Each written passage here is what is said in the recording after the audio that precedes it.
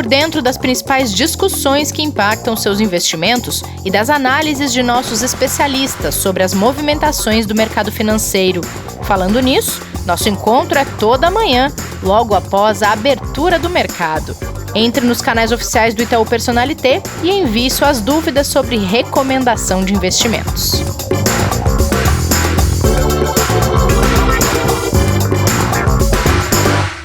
Olá, você está ouvindo Investidor em Foco. Hoje é quinta-feira, dia 3 de setembro, dia da gente falar de reforma administrativa, de PIB, resultados econômicos no Brasil e também na Europa.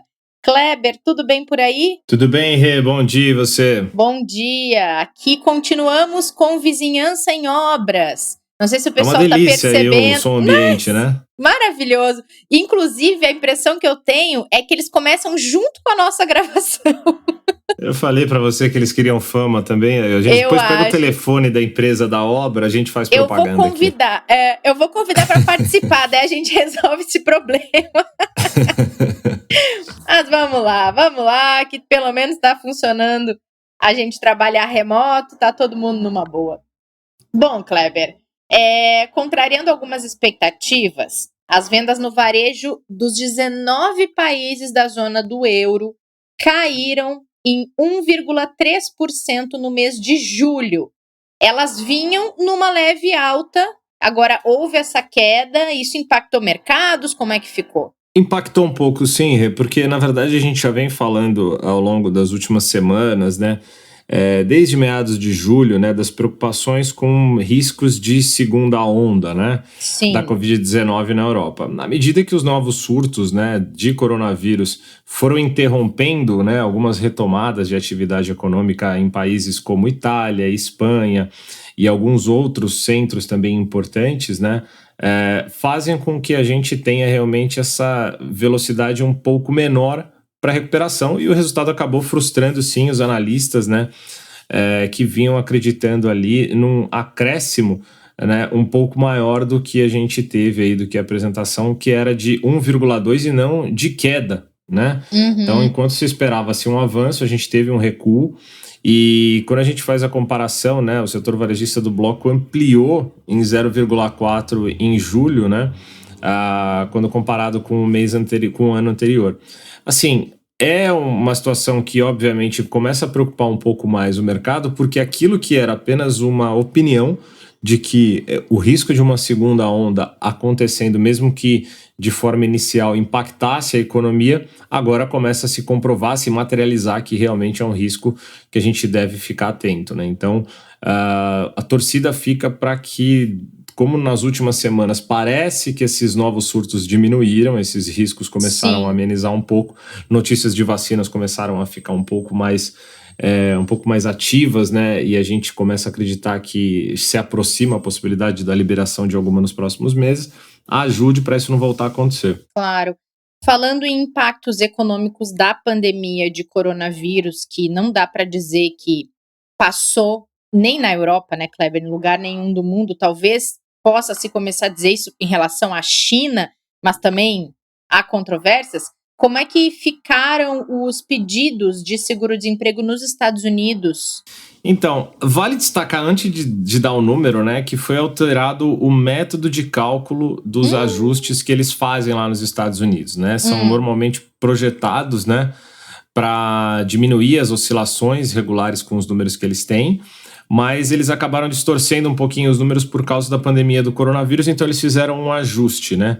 E com esse ajuste a gente já teve, coincidentemente, ao mesmo tempo, um número de pedidos de seguro-desemprego na semana passada um pouco melhor do que o esperado, mas continua altíssimo, né? Foram 881 mil novos pedidos, né? O esperado que apontava ali nas pesquisas, não, né? Nas estimativas era de 950 mil. Então, o número continua muito alto, a economia norte-americana ainda assim, apesar de ontem a gente ter tido ali o livro bege apresentando que a melhora da economia já eles conseguem já absorver ali, principalmente nos últimos meses, um resultado muito melhor da atividade norte-americana, mas o grande ponto que ainda preocupa muito é exatamente o desemprego, né? A gente viu melhora na produção industrial, a gente viu melhora, ainda suave, mas viu uma certa melhora na questão dos vendas no varejo. A gente tem uma melhora de serviços ainda muito modesta, mas o número de empregos ainda preocupa demais. Amanhã vai ser um dia super importante, que é quando vem o payroll, né, que vai anunciar o número de vagas criadas, né, no mês de agosto, para ver se realmente o que o livro bege trouxe ontem de informação positiva reforça essa expectativa de recuperação da atividade. Olhando só para emprego, o número nos Estados Unidos ainda é muito ruim. Mas, entre aspas, aqui abrindo um parênteses, perdão, bolsas batendo recordes históricos de alta dia após dia nos Estados Unidos, né? Então... Mesmo com os dados ruins. Mesmo com os dados ruins. Nossa, deve ter uma luz muito forte no fim desse túnel, hein, Kleber? Tem. Ela já tá acesa, depois a gente só espera que ela não apague um pouco, ela diminua a intensidade, né? A tal da luz da expectativa, que vocês gostam tanto de falar dela, deve estar, assim... Exatamente. Fortíssima. Bom, por aqui, a produção industrial cresceu 8% em julho, foi a terceira alta seguida, mas ainda é insuficiente para recuperar os 27% de perdas acumuladas entre março e abril, que foram meses em que desencadeou a pandemia de coronavírus aqui e que o comércio, o serviço, as indústrias, todos começaram a fechar. Né? Foi. A gente viu realmente um número já melhor do que era até o que a gente esperava, né? A expectativa mediana dos economistas para alta era de 5,9, né? Então ela veio um pouco melhor. Quando a gente olha na comparação anual, a projeção era de uma queda de 6, né, depois de cair 9 no mês anterior. Então a gente vem olhando realmente, e a produção industrial no mundo todo vem melhorando, né? Na China a gente já tem uma recuperação muito forte, na Europa ela já está realmente melhor, os índices, o PMI essa semana saiu tanto da China quanto dos Estados Unidos, foram bem positivos, e a gente para o Brasil também tem essa vantagem, vamos dizer assim, de começar a ver uma recuperação que ainda não se reflete tanto na economia real ali no dia a dia das pessoas, mas pelo menos a gente já vê uma produção, principalmente na parte das exportadoras, né, que já começam de novo a atuar numa velocidade que começa a se aproximar daquilo que a gente tinha pré-pandemia para a indústria, tá? A alta de julho, assim, com a alta de julho foram 3 meses seguidos, né?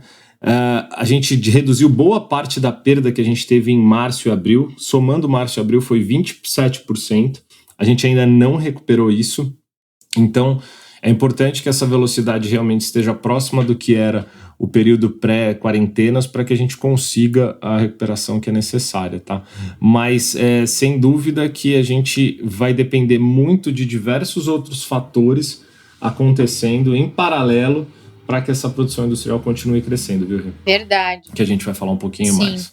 E uma curiosidade, eu estava lendo alguns sites, jornais agora de manhã que trazem informações de mercado, investimentos, economia, enfim, e tem muita análise apontando uma certa apreensão em relação à proposta orçamentária que o governo entregou ao Congresso, principalmente pelo fato de não incluir ainda o Renda Brasil, ou seja, os gastos que esse programa traria para os cofres públicos, e também não ter ali um espaço no teto de gastos. O mercado está realmente muito tenso em relação a isso, ou são fatores isolados aí de analistas, de economistas que estão sendo um pouco pessimistas em relação ao risco fiscal? Então, Rê, na verdade, não, está certa. Os dois lados estão certos, tá? Quando a gente olha, né, tinha uma grande expectativa, né, com relação a essa entrega do projeto de lei orçamentária anual, né?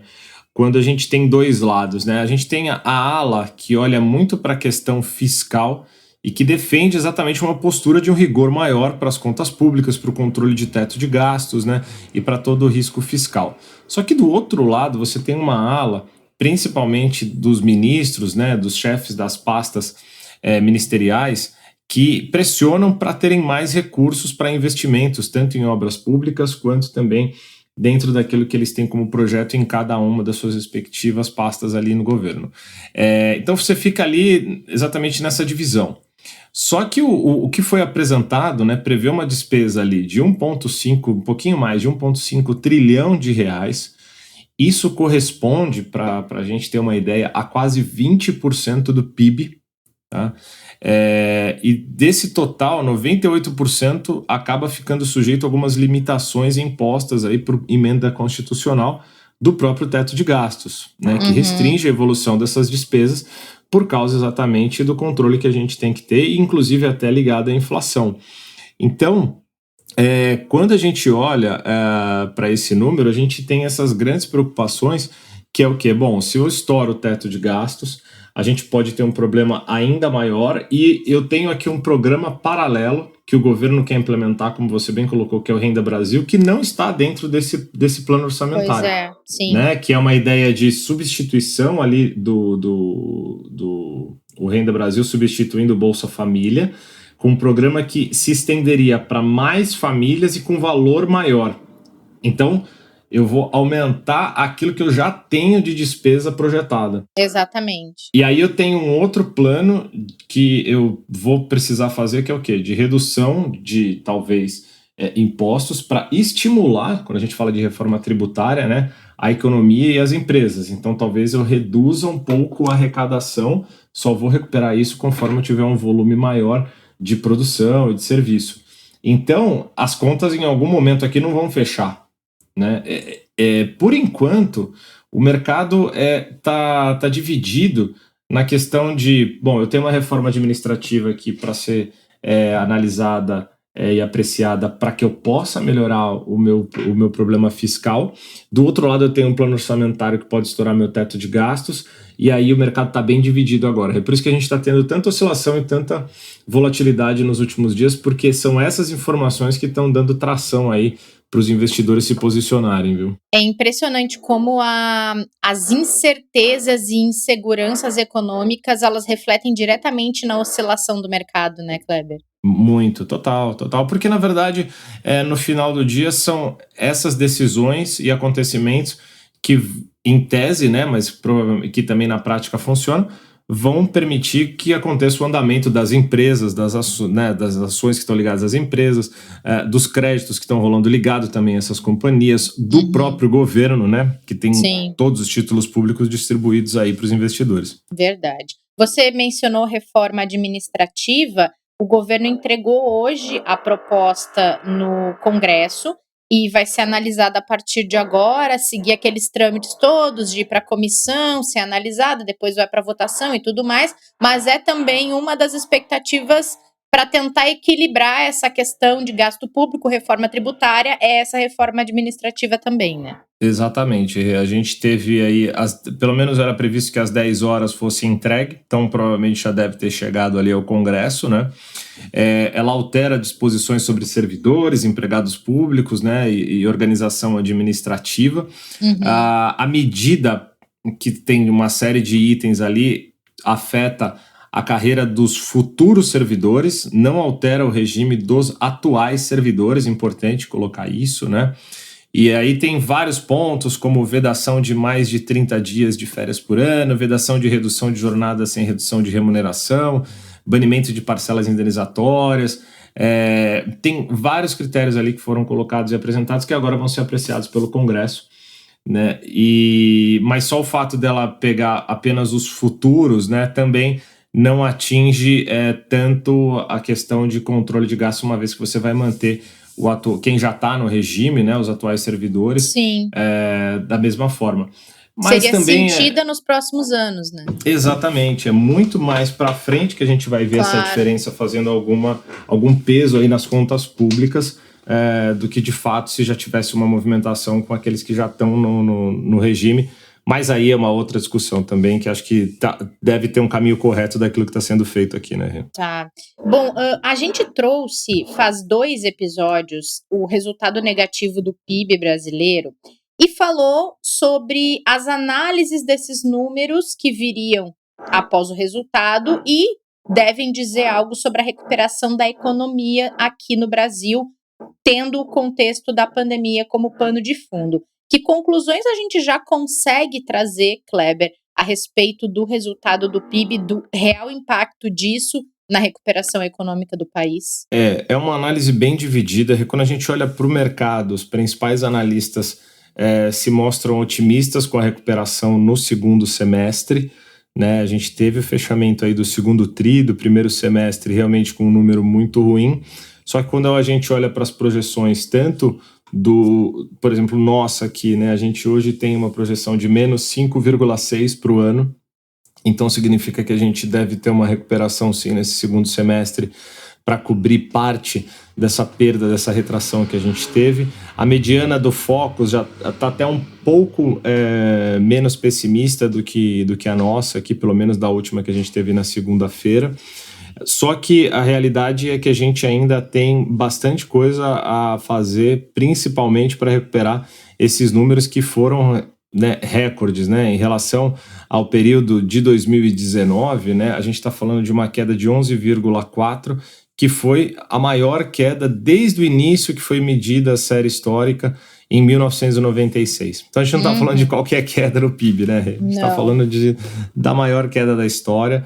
E nem de uma situação que já foi vivida e se aprendeu para conseguir enfrentar agora, né, Kleber? Perfeito, exatamente. Não tem precedente para a gente olhar, olha, foi feito isso, a gente conseguiu fazer a recuperação com tais medidas. Não tem, né? A gente... E outra coisa, né? Depende-se também da questão global, não é só uma questão local. Se você tivesse todo mundo andando bem, né, em tese você arruma a casa e consegue acelerar mais rápido, porque está todo mundo numa velocidade já ali pelo menos de cruzeiro rodando normal, o que não é o caso também lá fora, né? E aí quando a gente olha para os números, né, a gente teve desempenho positivo. Vamos olhar o primeiro semestre como um todo, né? No primeiro semestre a gente teve a queda, segundo o TRI, de 9,7%, somado com o primeiro, né, a gente teve aí o PIB caindo 5,9% em relação ao período de 2019. Então, quase 6% de queda no primeiro semestre. Sim. A gente teve desempenho positivo na agropecuária, para a gente ver como o agronegócio é extremamente importante. É muito forte no Brasil. Muito forte, tanto para as exportações quanto para o consumo interno que a gente tem aqui no país. O nosso agronegócio é importantíssimo. A gente podia, inclusive, fazer um episódio sobre esse setor, né? Sim, sem dúvida. Até porque ele é muito falado para aqueles que investem diretamente, mas pouco para o investidor que está ali no mercado financeiro, né, e que não tem tanto acesso. Sem dúvida, é super importante mesmo. A gente estava falando de indústria. A indústria caiu 6,5%, né, no primeiro semestre. Serviços caiu 5,9%. Então, quando a gente olha para esses dois principais pilares, né, indústria e serviços, são eles que precisam se recuperar para que a gente tenha realmente um número começando a melhorar, para depois a gente, em 2021, começar a recuperar o PIB, tá? Na nossa projeção, o PIB para 2021 recupera 2,5%, ou seja, ele teria uma expansão de 2,5%, mas aí a gente está falando em cima de uma base de queda aí de 5,5%, 5,6%, então ele ainda teria muito campo para se recuperar. O que isso para o investidor importa no final do dia é que provavelmente, com tudo isso, todos esses pontos que a gente falou, não só do PIB, mas dos demais, a gente vai ter possibilidade da política monetária manter os juros em níveis muito baixos durante um bom tempo, exatamente para estimular toda essa recuperação. Então, dificilmente a gente vai ver uma Selic acima de 2% ainda em 2021. Né? A nossa aposta, né, a nossa projeção é que a Selic continua em 2% até o final do ano que vem, o que abre espaço aí para os investidores realmente olharem com carinho para ativos de maior risco, para outros produtos que não de renda fixa apenas, porque é ali que ele vai conseguir ter, claro, com um risco um pouco maior, mas vai ter uma possibilidade de prêmio que dificilmente ele vai ter num ativo conservador de juros fixo ou mesmo pré-fixado. Né? Boa, aproveitando que você tocou nesse assunto de rentabilidade, de produtos de investimentos,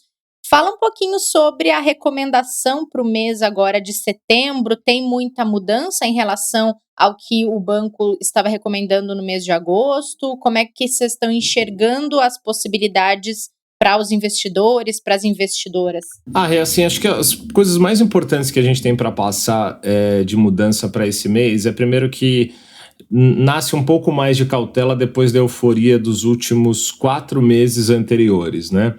A gente pega ali de abril até julho, foram 4 meses de uma forte recuperação de bolsa, né, mesmo de os vértices de juros, que acabaram ajudando muitos investidores a recuperarem tudo que eles tinham ali de perda nos meses de fevereiro e março. Tá? Agora, a gente vê um mercado norte-americano de ações bastante esticado, o mercado europeu também com uma recuperação muito forte e um mercado de juros praticamente ali sem nenhum prêmio. Então, a gente acabou ficando neutro. Quando a gente fala neutro, né, a gente não tem uma perspectiva positiva para investir mais daquilo que a gente tinha projetado. Então, o que quer dizer isso? Quando a gente fala assim, para cada perfil de investidor, o seu perfil te dá liberdade para colocar 10% em ações internacionais. Só um exemplo, né?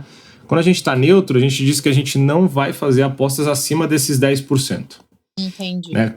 Quando a gente fala que a gente está com perspectiva positiva, significa que a gente pode investir até mais do que aqueles 10% que eram o projetado que a gente tinha feito. Então, quando a gente fala neutro, significa para o investidor entender o seguinte, olha, a gente acredita que agora o ideal é manter as posições dentro daquilo que era a estratégia e aguardar para ver se elas dão sinais realmente da gente poder ficar com perspectiva positiva novamente. Tá?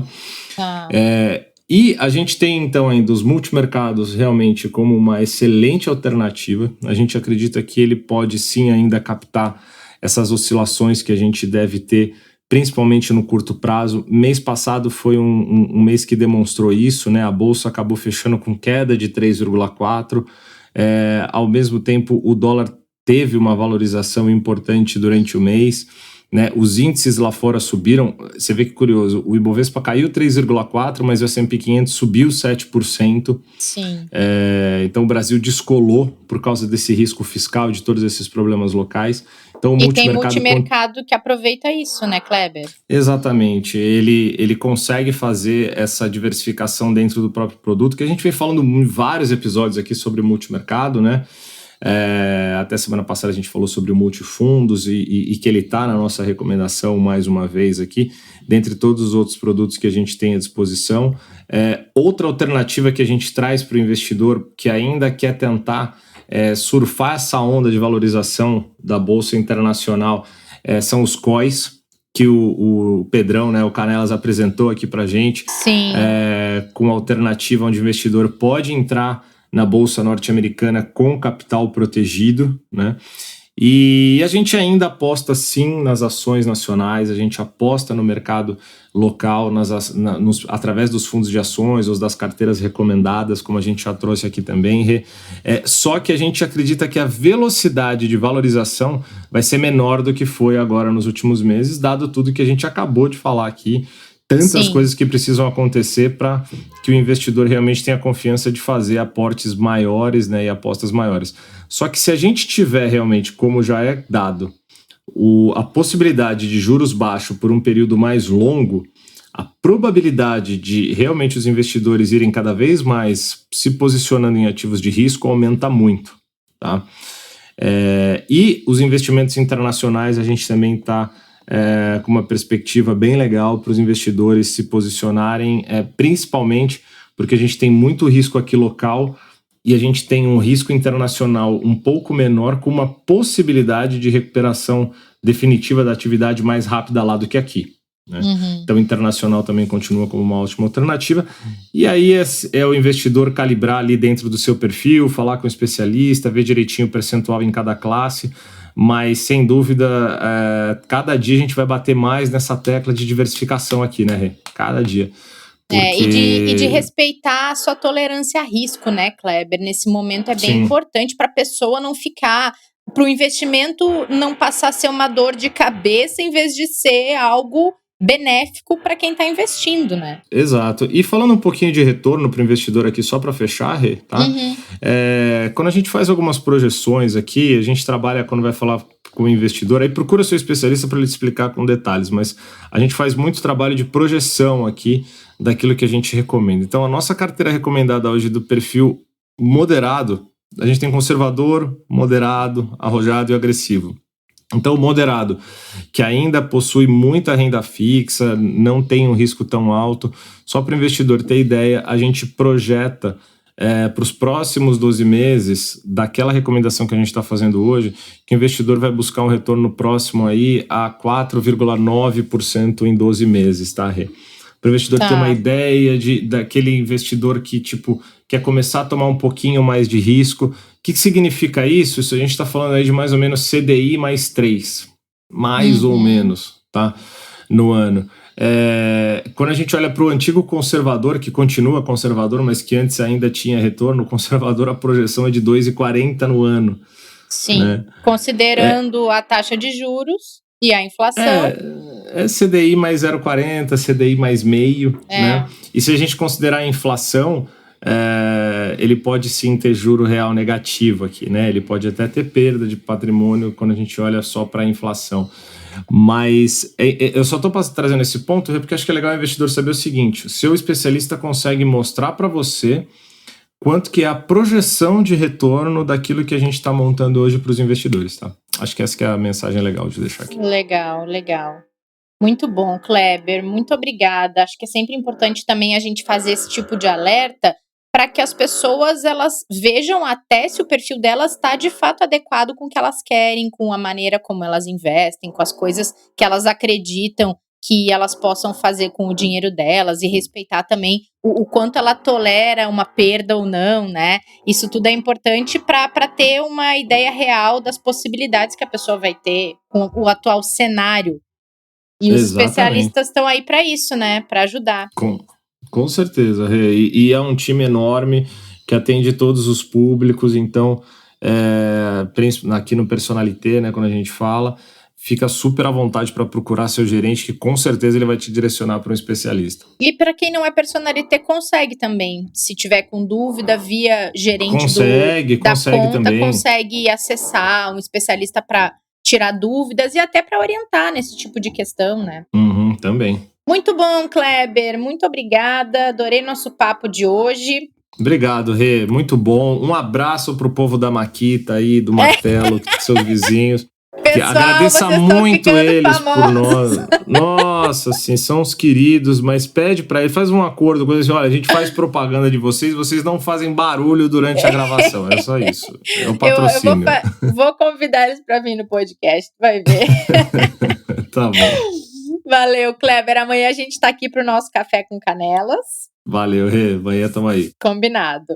Para vocês que acompanharam esse episódio, muito obrigada pela companhia de hoje. Não esqueçam da live às 5 da tarde nos canais do Personalité. Amanhã tem Café com Canelas. Sim, Pedro sempre traz dicas super legais e a gente relaxa antes de sair para o fim de semana.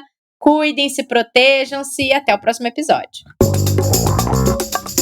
Fique por dentro das principais discussões que impactam seus investimentos e das análises de nossos especialistas sobre as movimentações do mercado financeiro. Falando nisso, nosso encontro é toda manhã, logo após a abertura do mercado. Entre nos canais oficiais do Itaú Personalité e envie suas dúvidas sobre recomendação de investimentos.